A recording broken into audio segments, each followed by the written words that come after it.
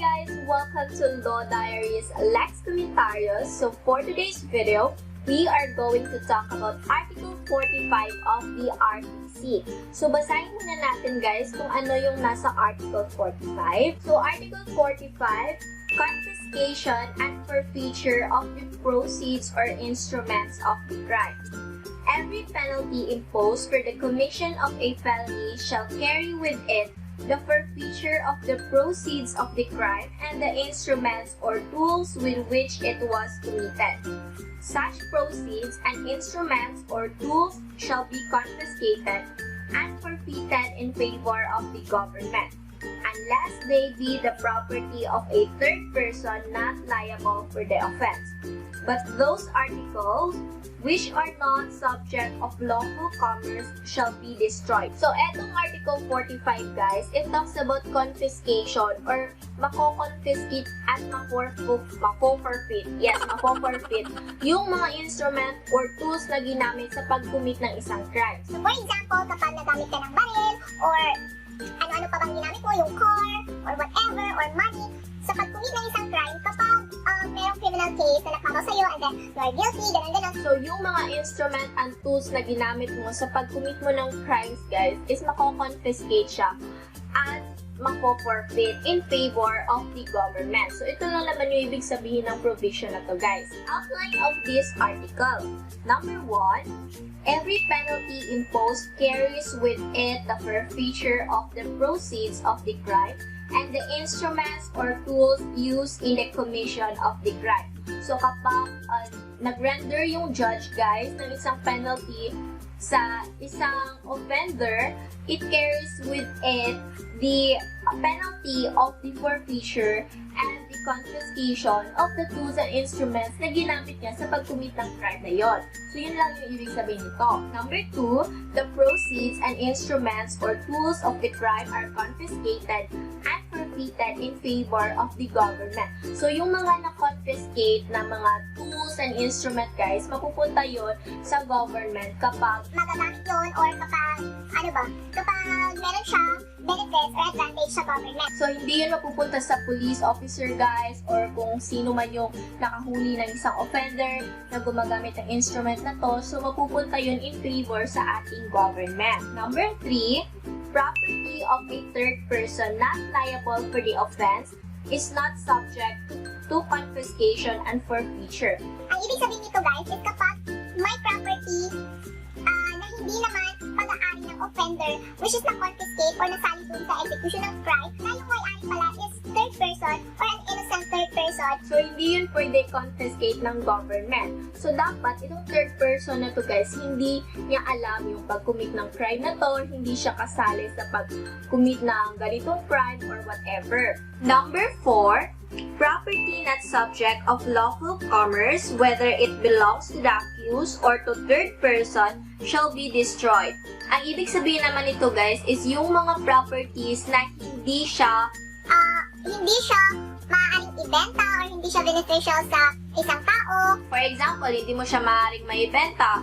Example, hindi mo siya maaaring magamit for personal use or ganun-ganon na hindi mo malalabag yung law. Example nito, guys, is yung drugs. So, even though yung drugs is pagmamayari ng third persons or pagmamayari ng offender, and itong drugs na nakuha sa offender, guys, since hindi naman ito beneficial sa government, at even though hindi siya pag-aari ng offender sa third person siya, sisirain siya, guys. Because hindi naman siya pang lawful commerce, diba? It's illegal. So, kaya yung mga instruments or tools na nakuha na wala naman masyadong pakinabang at nakakadulot ng kasamaan sa sanglibutan, charot-charot, so madi-destroyed na yon. So, yun yung ibig sabihin nun. No forfeiture where there is no criminal case. So, dapat, guys, before mag-forfeit or mag-confiscate yung government, dapat merong criminal case na na-file, guys, or pending, or na-rendered, ganun-ganon. Kasi kapag walang criminal case, guys, hindi pwede na mag-confiscate ka na lang basta-basta, hindi pwede na mag-forfeit ka na lang basta-basta. So, for example, kapag civil case lang yung final sa'yo na case or pending na case mo sa court, hindi pwede na mag-confiscate sila ng mga instrument or tools, yung mga ganun-ganon. Kasi dapat, guys, merong nag-exist na criminal case bago mag-confiscate or mag-forfeit. Ganon. Example nito guys is yung case ni Phillips versus Municipal Mayor, where the slot machines were seized under a search warrant and there is no criminal case as yet against their operator for violation of the gambling law, and there is only a civil case brought by the operator to enjoin the municipal officials from banning the operation of the slot machines. The court cannot order destruction of the machines as not subject of lawful commerce. The ruling is based on the phrase every penalty imposed. A penalty cannot be imposed unless there is a criminal case filed. The case is tried and the accused is convicted. The forfeiture of the proceeds or instruments of the crime cannot be ordered if the accused is acquitted because no penalty is imposed. So, saan ba nagbe-base itong dapat may criminal case na churbalnesh before mag-confiscate and mag-forfeit, guys? Nagbe-base ito sa law itself. It is stated in this provision, Article 45. Di ba sabi dito, every penalty imposed. Yung every penalty imposed na tinutukoy dito, guys, is bawal kang mag-confiscate kapag walang penalty. So, kapag walang criminal case, kapag walang judgment, so walang mako-convict, so walang penalty, so hindi applicable yung pag-confiscate and pag-forfeit ng mga instrument or tools ng isang crime. So meaning walang penalty na may impose, so meaning hindi applicable yung confiscation and forfeitures. Courts cannot order the confiscation of property belonging to a third person if the latter is not indicted. This means, guys, that the confiscation or forfeiture of the proceeds of the crime does not, however, include those properties or monies belonging to third persons who are not liable for the offense. So yung mga gamit, guys, property na pag-aari ng third person or an innocent third person, guys, na hindi naman kasali sa offense, hindi siya maaaring i-forfeit or i-confiscate ng government kasi pag-aari yun ng third person na wala naman siya kasalanan, di ba? So ibabalik yun sa kanya. So let's have an illustration for that. ABC Bank was robbed and the robbers, using the car-knocked vehicle of X, were able to take from the ABC Bank the sum of 5 million pesos. The robbers were apprehended with the money miraculously intact. They were prosecuted and convicted.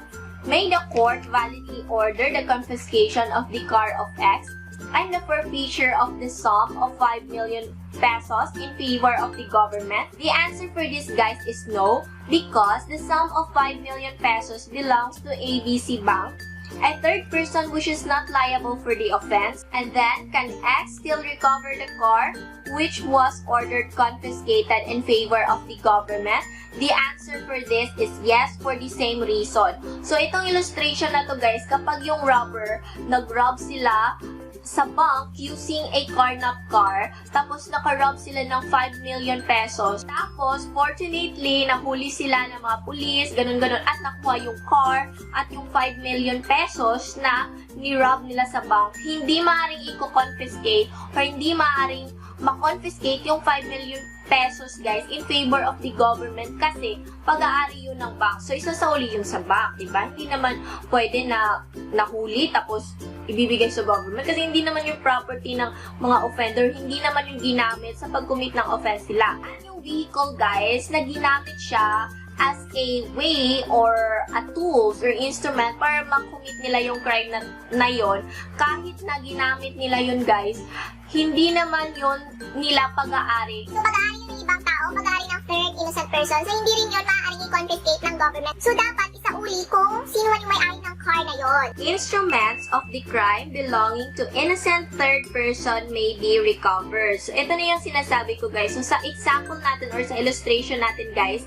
since si X naman yung may-ari talaga ng vehicle and X was not part of the offense, meaning si X is an innocent person, so si X, guys, pwede niyang bawiin yung vehicle na ninakaw sa kanya. Confiscation can be ordered only if the property is submitted in evidence or placed at the disposal of the court. So, let's take the case of US versus Filart as an example. The accused planned to sell 450 tickets, each representing a chance on an automobile to be given as a prize to the one who would draw the lucky number.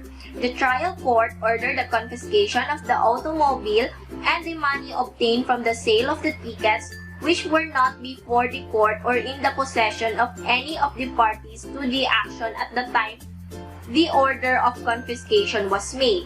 It was ruled that where it appears that in prosecution for violation of the gambling law, the automobile as well as the money used in committing such violation was not in the possession of the court or of any of the parties in the action, the court has no jurisdiction to order the confiscation of the property. So during the confiscation guys, or during the huli kayo dyan, wala naman doon yung property mo, yung car mo, so hindi yun maaaring i-confiscate guys kasi wala naman siya sa C. At walang jurisdiction yung court nyo na mag-order ng confiscation or forfeitures ng instrument or tools na yun. Articles which are forfeited when the order of forfeiture is already final cannot be returned even in the case of acquittal. So, ang ibig sabihin nito guys is kapag nag-render na ng final judgment yung court. So, for example, okay, your car will be confiscated, Ross Carros, yung ganon. Kapag final na yung judgment guys, tapos for some time guys, yung offender is na-acquit pala siya sa kaso niya. So, yung na-render na judgment guys na i-confiscate yung car niya, hindi na yun mababawi kasi yung judgment ng court is final na siya. So, hindi na siya pwedeng ma-amend or ma-alter. So, yung confiscation na na-render na final, so, confiscated na talaga siya kahit acquitted na yung accused. So, yun lang yung ibig sabihin nun. Confiscation and forfeiture are additional penalties. After several defendants had pleaded guilty to a charge of gambling, the court sentenced each of them to pay a fine. Immediately after the sentence was read to them, they paid the fine. Subsequently, the fiscal discovered that a certain sum of money used by the defendants in gambling had not been ordered confiscated. He moved to the court to modify the judgment by issuing an order confiscating the money. Can the court properly issue such order? The answer would be no. The confiscation of the money is an additional penalty, and as the sentence has become final, the court cannot modify, alter, or change that sentence. This is cited in the case of U.S. versus Hart. So, itong confiscation and forfeiture, guys, isa itong additional penalties. So, kapag nag-render na yung judge ng final penalty, okay, you are penalized of 12 years imprisonment, Ross Carros, plus confiscation, ganon. So, additional siya sa penalty, guys. So, kapag hindi siya nasali ng court sa pag-penalize ng isang offender, guys, hindi na siya maaaring i-modify or i-alter na, uy, court, baguhin mo yung decision mo kasi nakalimutan natin na i-confiscate yung money niya na sure value. So, hindi na yun maaari, guys, kasi final na yung decision ng court. So, hindi na siya pwedeng ma-modify para isali yung confiscation na nagaganap. When the accused has appealed, confiscation and forfeiture not ordered by the trial court may be imposed by the appellate court. So, this is an example of an exemption, guys. So, for example, nag-render na yung court ng judgment na pagbayaran sila ng fine pero hindi nila nisali yung confiscation or forfeitures na ginamit ng offender kasi nakalimutan. But, kapag nag-appeal yung offender, guys, sa appellate court, pwede na nilang isali yung confiscation doon. Ang ibig sabihin ko dito, guys, is kapag nag-file ka ng case, we have a sequence, diba? Sa pinakauna, kapag nag-file ka ng case, guys, dito ka magpa-file sa RTC or MTC, ganun-ganun. Sila yung mga lower courts. So, nag-render na ng judgment ang lower courts na example, yung RTC or MTC, nag-render na sila ng judgment, tapos hindi nila naisali yung confiscation kasi nakalimutan. So, bawal na yun i-modify kasi final na yung decision, di ba? But, yung accused, guys, kapag nag-appeal siya ulit, kapag nag-appeal ulit yung offender, guys, ibig sabihin gusto niya i-review yung decision ng lower court. Tapos yung kaso niya, guys, is mapupunta na dun sa Court of Appeals. So, yung nakalimutan na confiscation dun sa decision sa lower court, guys, pwede na siyang isali dun sa Court of Appeals. So, I think this ends my video, guys. Again, this is Article 45. It talks about forfeiture and confiscation of the proceeds and instruments which are used in committing an offense. I hope you learned something from this video, guys. So, don't forget to like this video and subscribe to my channel. Bye-bye! Bye-bye!